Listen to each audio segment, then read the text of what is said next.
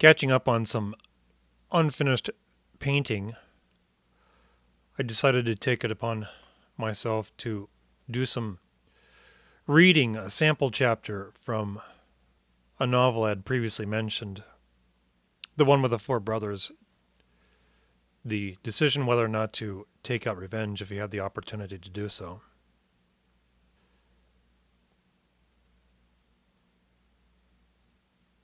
The rocking chair ground dust into the rough wood planks, clicking against a 6-inch patch of rusty tin can nailed over a rotten hole. Old shreds of tobacco were scattered under the chair, dropped through the gaps in the split seat. The chair's age was no mystery, the wood joints threatening to break each time an ounce of weight settled in the torn fabric seat. The whole chair flexed and squeaked as it rocked back and forth, the sound of an old screen door under a hard wind. A squirrel bounced on the porch railing, stopped to catch the scent in the breeze, spotted the old man and scampered away.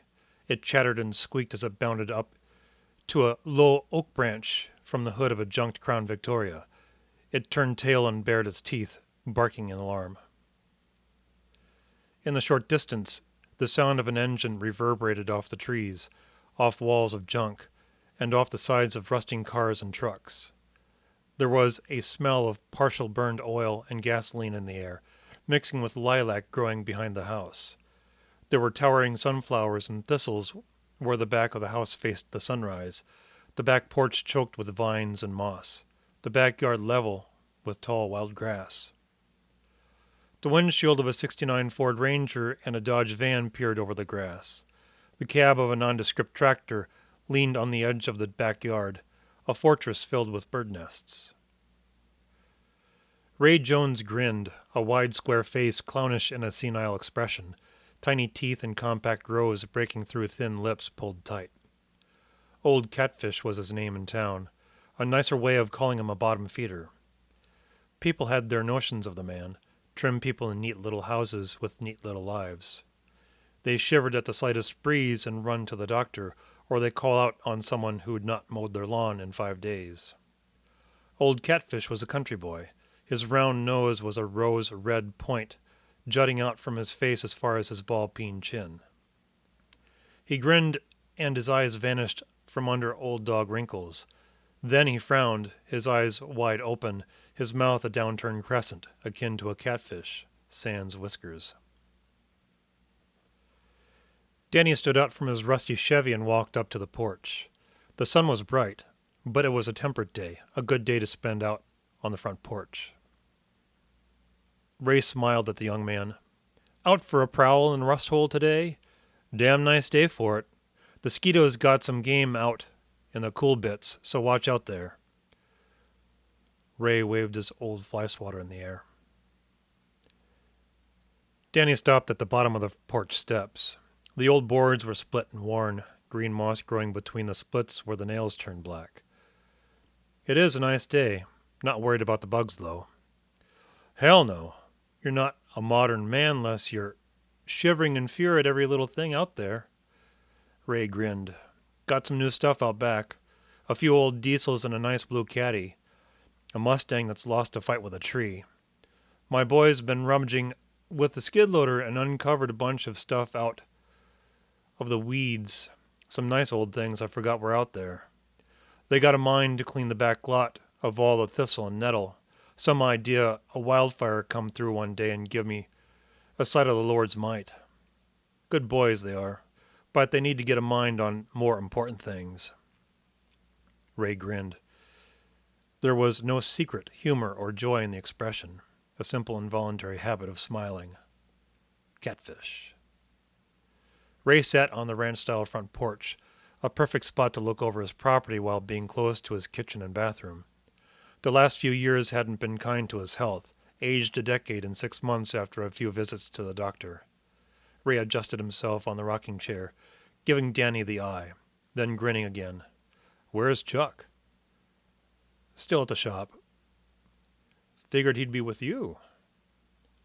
No, he sent me to check on something he said you had for him. Said for me to hand you this. The old man reached with a hook hand. "Give it." He rolled the rocking chair forward. "What did they find? Your boys out in the backwoods."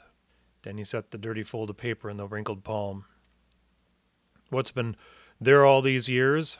Ray took the paper and unfolded it. "Sunken ships, Aztec ruins, El Dorado for all I know. There are corners of the place I've not been in decades, and long since forgot most of what I got.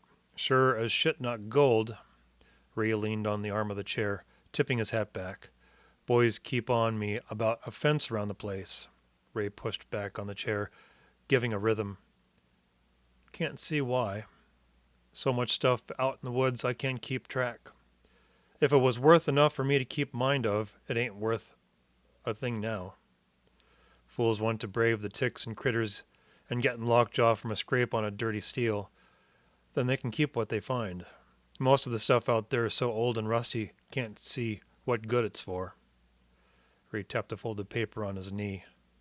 "Boys are good to me, trying to clean the place up. I hope they had better things to do with their time." Danny winked. "Maybe they're thinking about after you're gone." Ray grinned again, then adjusted his dentures. "They know they're not getting a thing from here when I'm gone. Not the place. It's already all sold off. Got a guy lined up. Ain't shackling my good boys to this place. I didn't go through what I did just to have them live out their lives like I have. They love me to death, but I got to know they'll go on better than I did when I'm dead and gone." Ray coughed. "After all debts are paid, they'll get the rest of the money, but they won't get this place. And if they've got a mind to take me out all loopy and senile, they can get a lawyer to change all that. But they'd have to really want this place." Danny nodded. "Fair enough. Love my boys too much for them to get caught up in a place like this. The best years of their lives are ahead of them, but not here." Ray started rocking again. "How's Ross doing?" "It's been a few weeks. He keeps to himself for now." "Wish I could have been there. Loved those boys to death."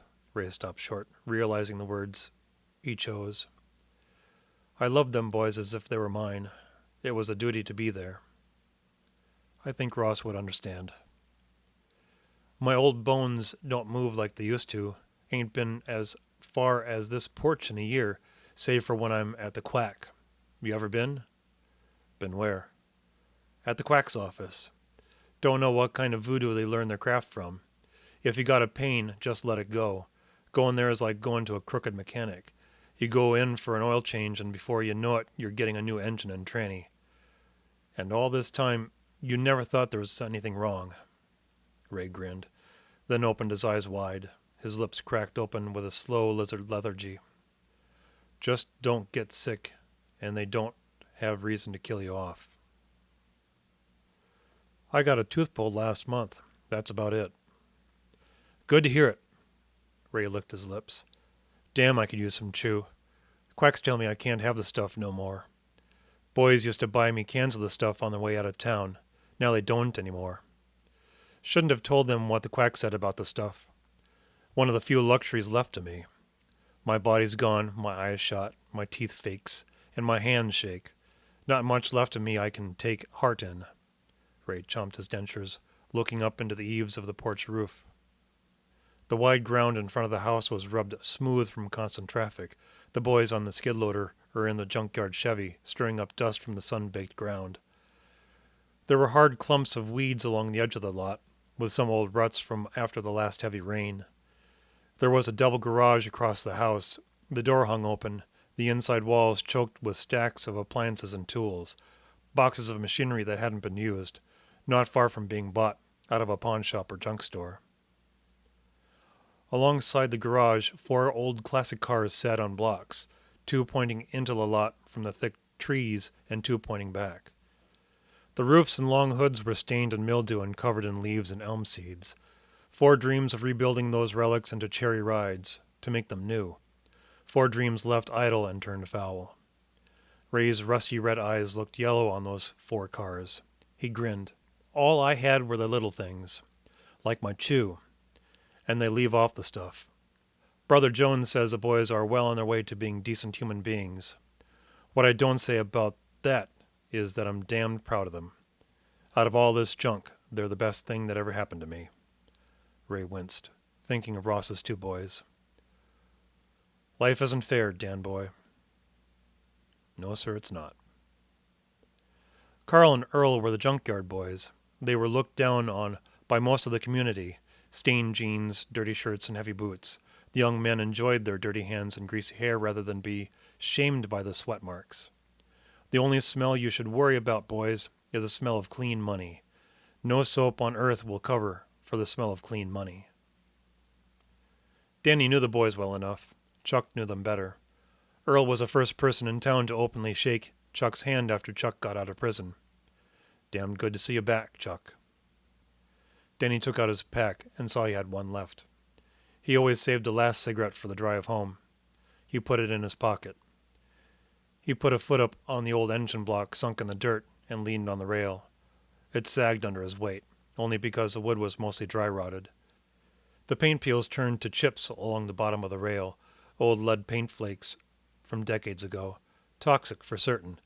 There were barrels of used motor oil lost in the brush, holes eaten through the lids. They filled with rainwater, overflowing into the ground. Somewhere deep in the trees was a box fan filled with batteries, sunk down into the tree roots, holes burned into the metal from where the batteries gassed out.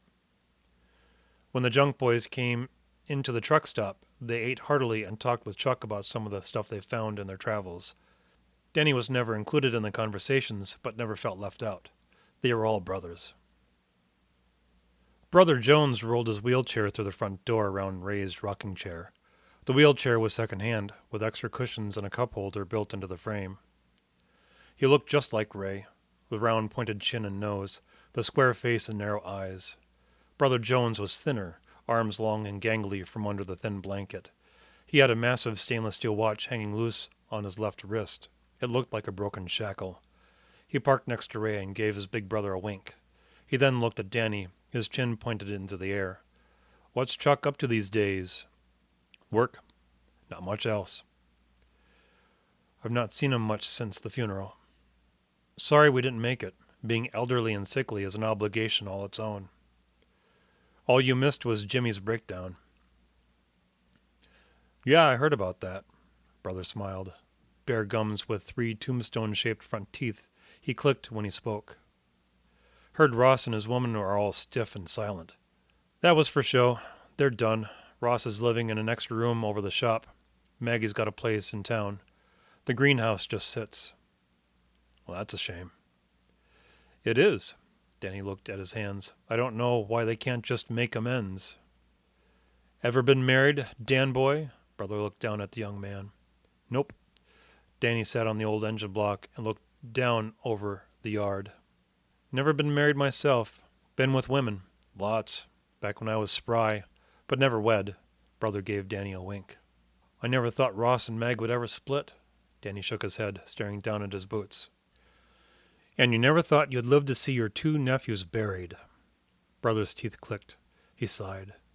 "I never thought I'd live to hear of it. Too old to cry. But I feel for them. I do. If God had kids, they'd be just like those boys." He sighed again. "So, you come for what Chuck wanted?" Brother ran his dry tongue around his 3 teeth. "Chuck just said to drive out here and make a pickup." "So you know nothing?" "Not about this." Brother eyed Ray, then back at Dan. "So he didn't tell you he found him?" "Found who?" "The man." "What man?" "Stop being simple-minded. The man behind the wheel." Brother sat upright and smiled. "Found the bastard, dead to rights." He saved enough strength to say what he did and had little strength left. He slouched in his chair, enjoying the fresh air. A chill ran down Danny's spine. "The man. Chuck found him?" "Well, Chuck didn't say as much, Dan boy." Ray started rocking in his chair. "But being old rot-gut rednecks out here, we're not dullards. Brother and I got to thinking it over. You know old Sheriff Tipson, right? Well, old man Tip got a clue that it was a grain truck or livestock truck which ran the boys over. He was the only brain of the bunch until the state cops got involved. Figured a lucky guess on Tip's part, though there weren't many questions, many options. Cops strutting around like cocks in heat. Tip isn't all bad, brother said. Best mind your respect, brother. Them grain trucks always run a pretty fast clip down the roads, a habit they got with old Birdie jerking himself on the side of the road. Even Tip lets him blow by when he's on patrol.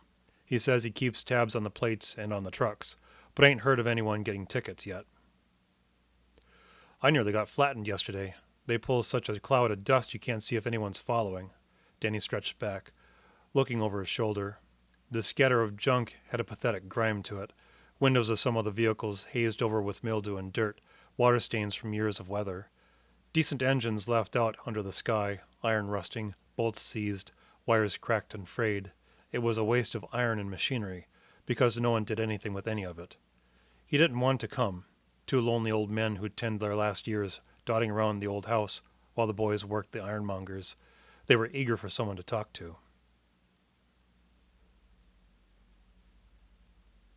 So anyway, I'm going to divide this little chapter into two. So, on to the next video. Thank you for watching.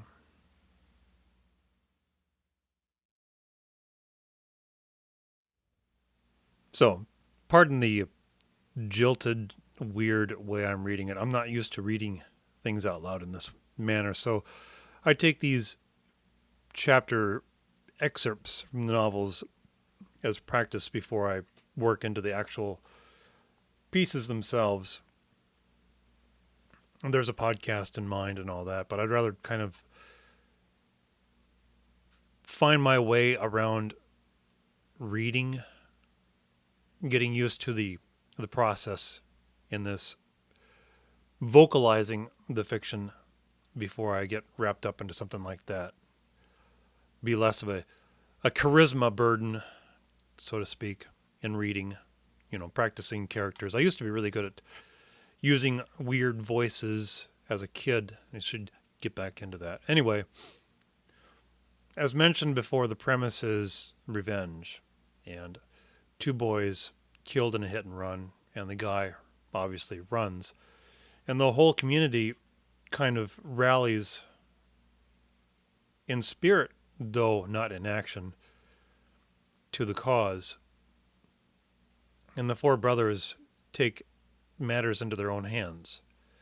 And the idea is, if you could enact revenge and get away with it, would you? There are plenty of revenge stories in movies, and I think most of a good chunk of all fiction written by human beings has some level of revenge tied into it, but it's just, it's asking the question.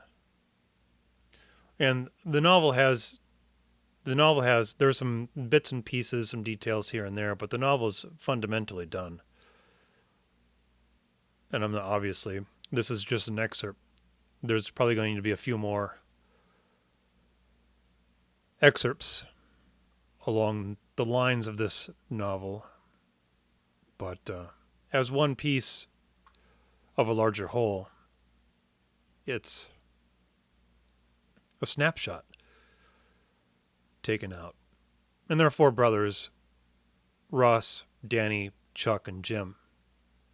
And they're cross-sections. They're meant to be cross-sections of the grief cycle. Acceptance, denial, rage, and indifference, or depression, one of the two. And the brothers represent these different stages in grief.